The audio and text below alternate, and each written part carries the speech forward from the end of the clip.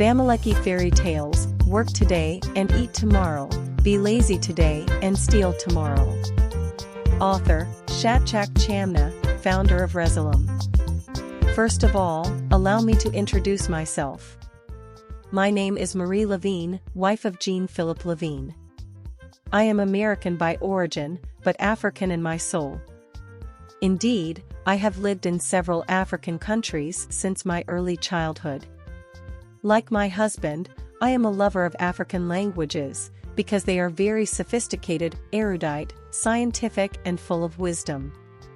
Unfortunately, I deplore the fact that Africans themselves are not aware of the wealth and treasure that are hidden in African languages, especially tone languages.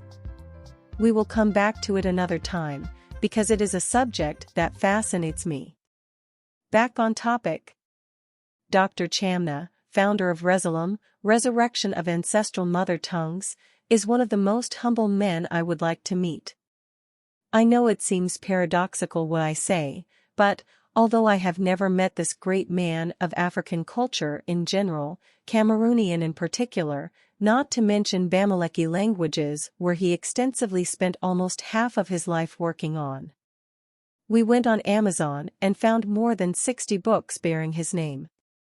I can testify to the extent of love and self-gift he offers for African culture, and all this while keeping a low profile.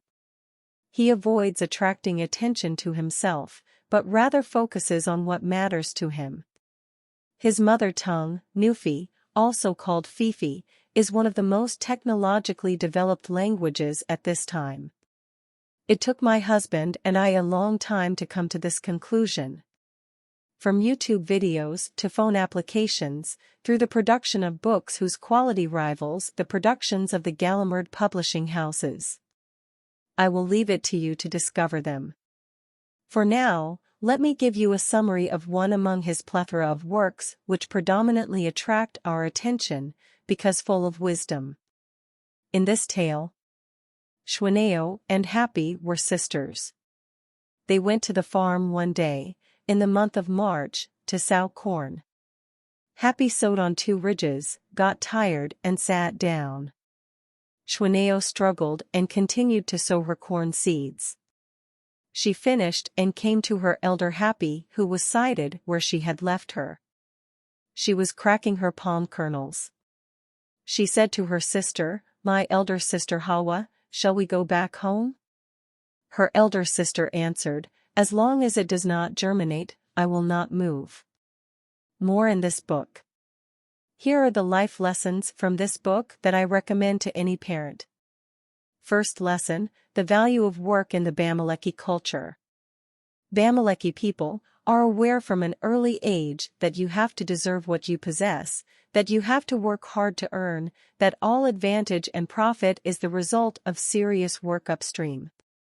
Work for the Bamileke people is not a chore, but it is part of the culture. Like dance, music, crafts, work has a cultural dimension among the Bamileke people. Parents train children from childhood not to depend on anyone. In the tale, Shwinao and her older sister Happi went to the farm to sow corn. Happi sowed on 2 ridges, got tired, and sat down. In fact, this fatigue was more mental than physical. Indeed, she was waiting to see the seeds she had just sown sprout, before continuing to sow the rest.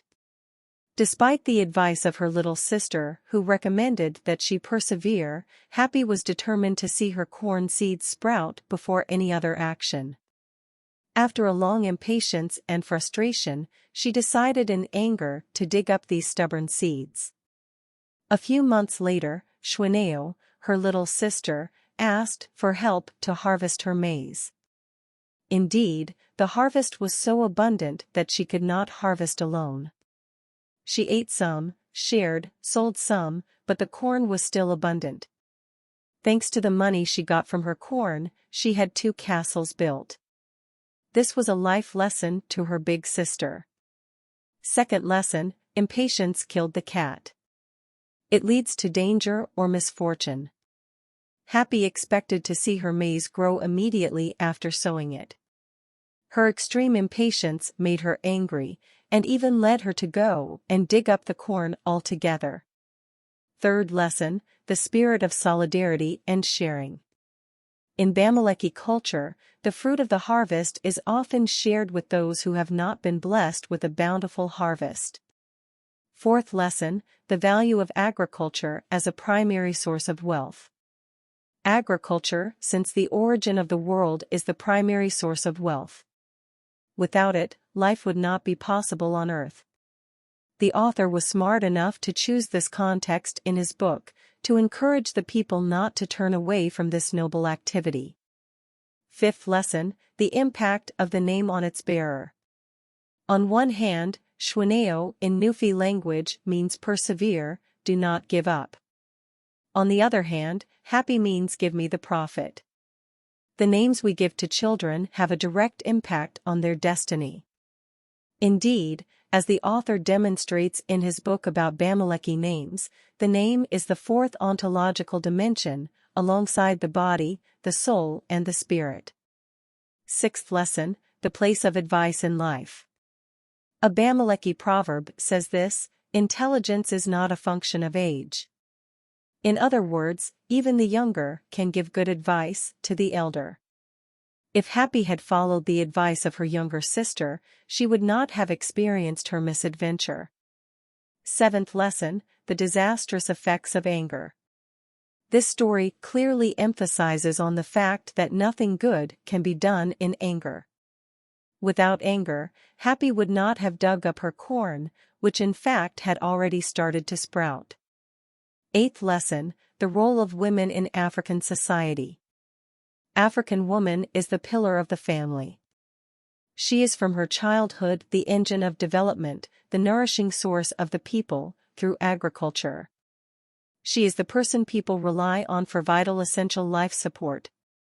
I leave it to you to find other lessons buried in this tale made up from scratch by Dr. Chamna, founder of Resilium, in order to pass on life-saving lessons to young people who are constantly drifting from the path their ancestors laid for them. Keep children away from electronic devices, offer them gifts that have added value.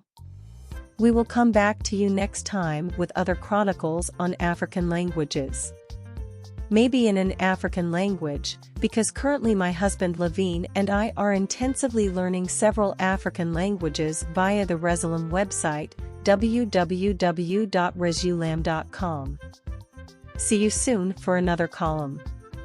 Marie Levine, the African languages enthusiast.